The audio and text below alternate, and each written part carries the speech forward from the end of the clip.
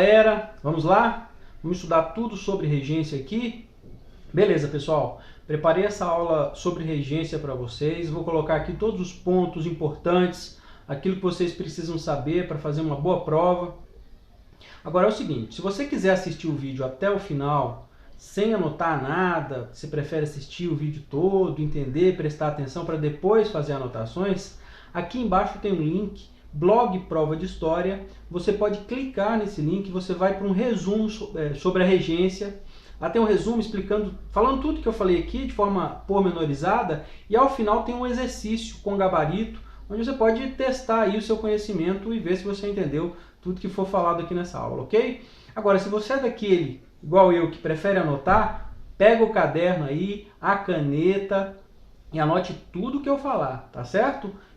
Essa matéria é muito importante, regência é uma matéria muito cobrada nas provas e tem algumas questõezinhas aí que as pessoas acabam confundindo, tá? Então preste atenção na aula, vamos direto ao assunto regência, período regencial no Brasil. Bom, primeiro assunto, primeiro ponto aí, o que é a regência? Pessoal, a regência é uma fase da história do Brasil entre o primeiro e o segundo reinado, certo? É uma fase da história do Brasil em que se aguardou a maioridade de Dom Pedro II. Por quê?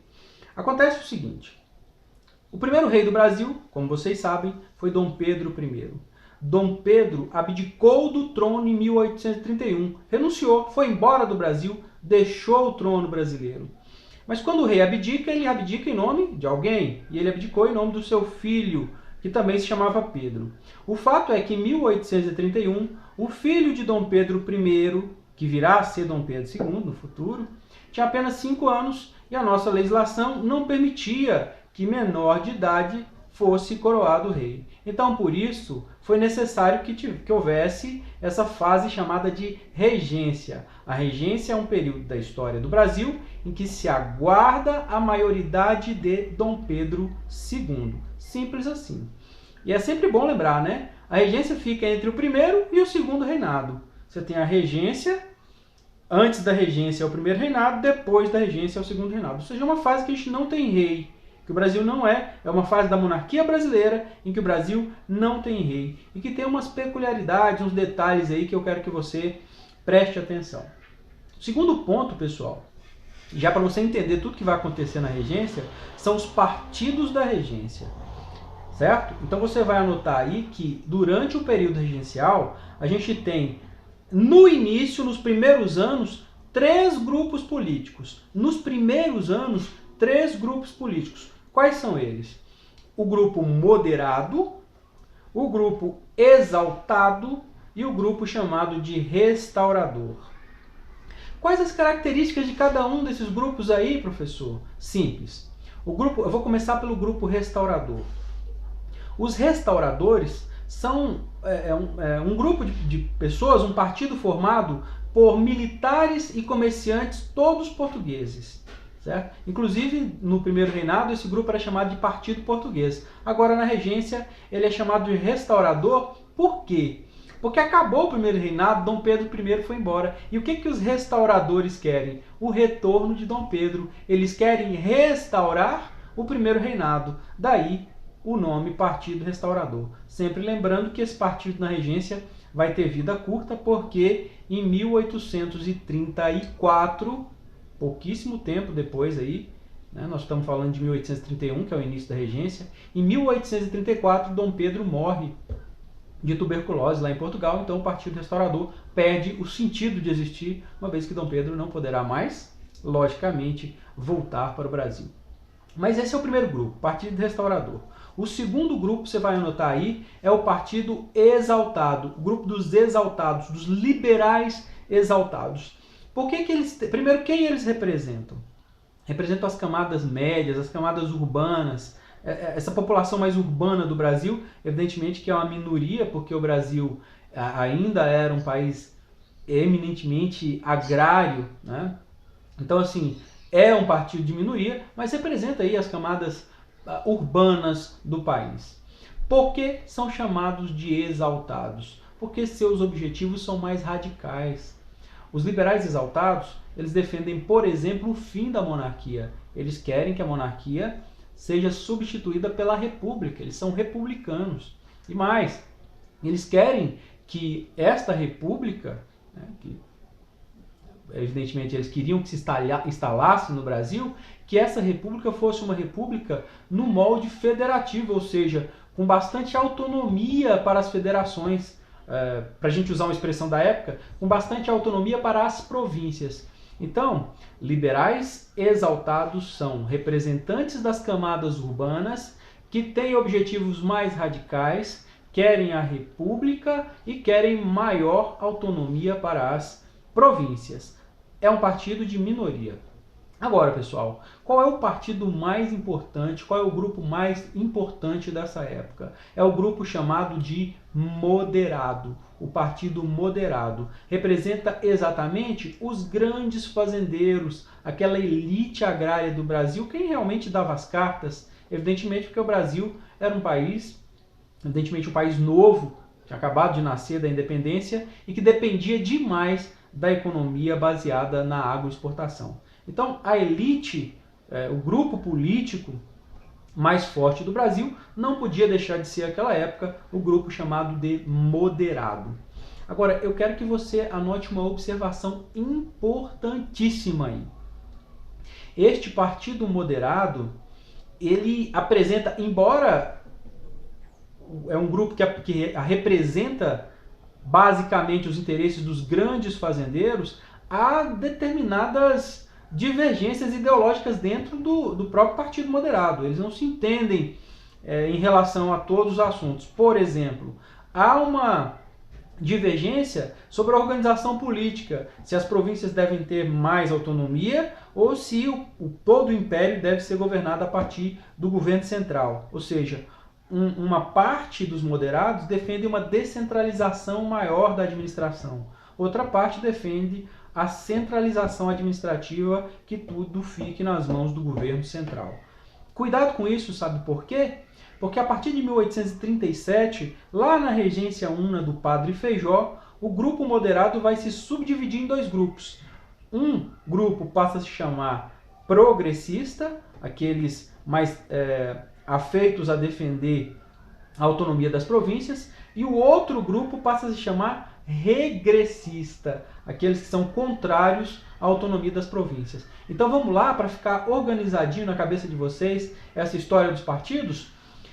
No primeiro momento, nos primeiros anos da regência, você tem esses três grupos bem divididos: moderados, exaltados e restauradores. Mas a partir da regência una do Padre Feijó, nós vamos ver o Partido Moderado se subdividindo em dois partidos, se dividindo em dois partidos.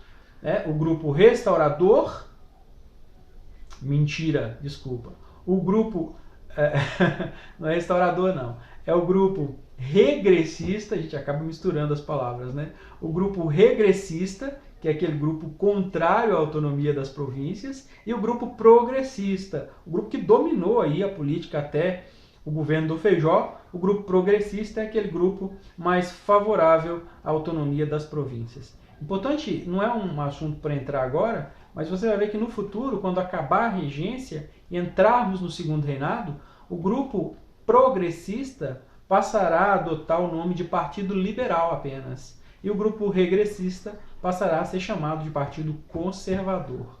Correto? Tranquilíssimo? Vamos seguir então, pessoal. O próximo assunto, e aí você pega a caneta, anota se você estiver anotando. Se não estiver anotando, clica lá no blog e leia o resumo. Nós chegamos aqui para as fases da regência. A primeira fase é a chamada regência trina provisória. E sobre a regência trina provisória, como a gente está fazendo um bate-bola aqui para estudar para a prova, eu quero que você anote o seguinte: duas realizações da regência trina provisória. A primeira, libertou os presos políticos do primeiro reinado. Libertou os presos políticos do primeiro reinado. O que é isso? Durante o primeiro reinado, você sabe que Dom Pedro I foi um rei bastante autoritário e não gostava muito de oposição. Então, sempre que algum político exagerava nas críticas ao governo de Dom Pedro I, acabava preso. Então, quando Dom Pedro saiu do Brasil, há uma grande quantidade de políticos presos porque eram opositores do imperador. A primeira medida tomada pela regência trina provisória foi libertar os presos políticos. Agora, só fazendo uma observação, porque eu acho que eu passei um pouco à frente no assunto, quais são as fases da regência, né? Antes de entrar nessa questão da regência trina provisória. Anote aí, nós temos a primeira fase da regência, essa que eu estou explicando para vocês, a regência trina provisória. A segunda fase é a regência trina permanente. A terceira fase, a gente vai dividir a regência em 4 fases, a terceira fase é a regência una do padre Feijó. E a quarta fase, a regência una do Pedro de Araújo Lima. Então, 4 fases: trina provisória, trina permanente, una do padre Feijó e una do Araújo Lima. Como foi criada a regência trina provisória? Quando Dom Pedro foi embora, haviam poucos deputados ali na cidade do Rio de Janeiro, muitos, porque a Assembleia não estava funcionando, a Assembleia estava fechada há muito tempo, a Assembleia Legislativa foi fechada por Dom Pedro, já falamos disso no primeiro reinado. Então, os poucos deputados que estavam no Rio de Janeiro montaram ali uma regência trina provisória para tomar as decisões mais urgentes. Essa regência trina provisória foi composta por 3 senadores. Era uma espécie de coalizão aí de forças para resolver os problemas mais urgentes. Você tem ali um senador que é mais exaltado, outro que é restaurador, outro que é moderado. Quer dizer, você tem aí na regência trina provisória uma divisão aí das forças políticas, desses 3 grupos políticos. Embora, na verdade, né, há uma preponderância aí dos interesses do grupo moderado, porque era o grupo mais forte economicamente, politicamente no Brasil. Mas enfim, vamos lá, anote aí, por favor. Quais as realizações da regência trina provisória? Libertou os presos políticos, aqueles opositores que desagradavam Dom Pedro I, foram libertos. E também convocou eleições para a regência trina permanente. Então era uma coisa bem provisória mesmo. Liberta os presos políticos, convoca eleições para a regência trina permanente, que aí vai ser um governo mais estável, que vai fazer as reformas, as alterações que julgavam necessárias à época. Ok? Uma pequena observação também. Não confunda, eu dou muito aula sobre isso, o pessoal acha que preso político é preso político que cometeu ato de corrupção e foi preso. Não é nada disso. O preso político é aquele preso que foi preso num governo autoritário por sua opinião ser contrária àquele governo. Nós temos a figura do preso político, infelizmente, até hoje em muitos países, em algumas ditaduras, quando uma pessoa ela desagrada o governo, acaba sendo presa, condenada à morte. Em alguns países mais radicais, mais violentos, governos mais violentos, ocorre muito isso. Também é muito comum o exílio daqueles políticos que desagradam o governo autoritário que estiver controlando o país no momento.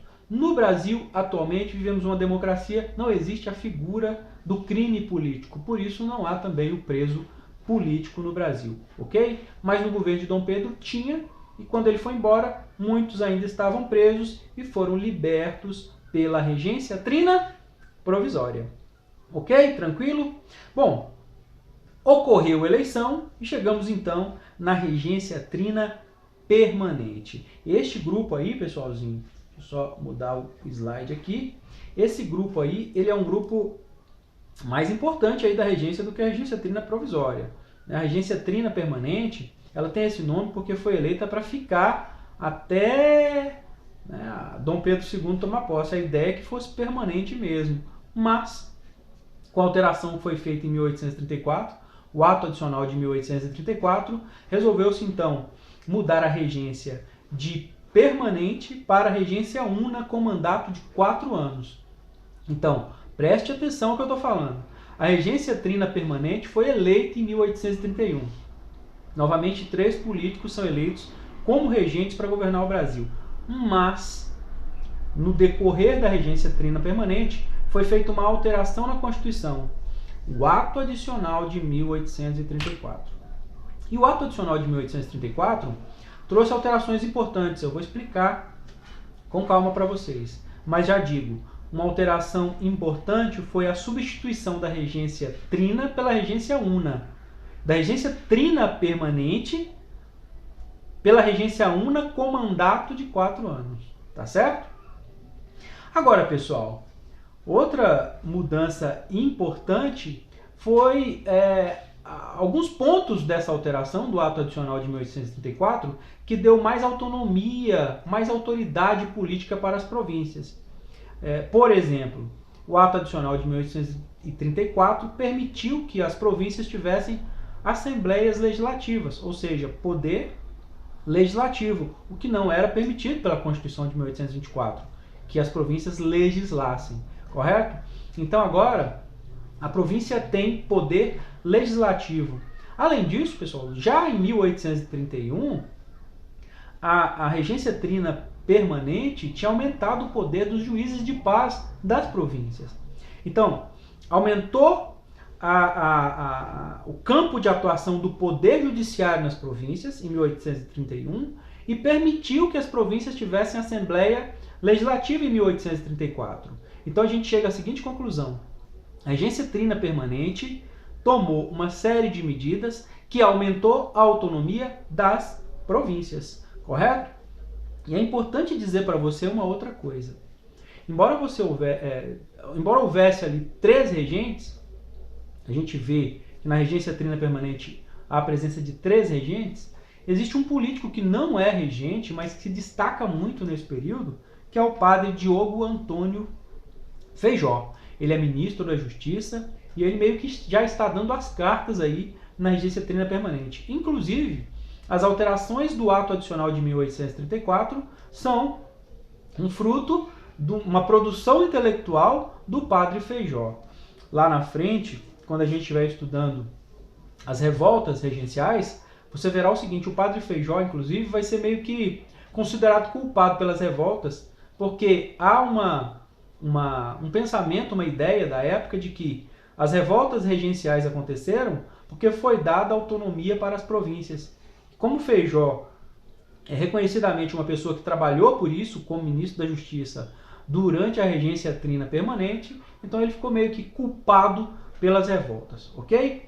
Mas então, para a gente não misturar os assuntos, estamos falando da regência trina permanente e eu estou dizendo para vocês que a regência trina permanente aumentou o poder dos juízes de paz das províncias, aumentou o campo de atuação do Poder Judiciário, fez uma alteração na Constituição que permitiu que as províncias tivessem Assembleia Legislativa e também mais 2 aspectos que eu acho que é importante você anotar aí. Criou o município neutro do Rio de Janeiro, que passou a funcionar como uma espécie de distrito federal, porque como você sabe, o Rio de Janeiro, a cidade do Rio de Janeiro, era a capital do Império, certo? Só que os assuntos da capital do Império com os assuntos da província do Rio de Janeiro acabavam que se misturavam. Um pouco isso desagradava muita gente. Então foi importante que se criasse um município neutro do Rio de Janeiro para cuidar das questões de todo o Império. Que a província do Rio de Janeiro vivesse, né, o seu cotidiano administrativo separado das coisas do Império Brasileiro. Beleza.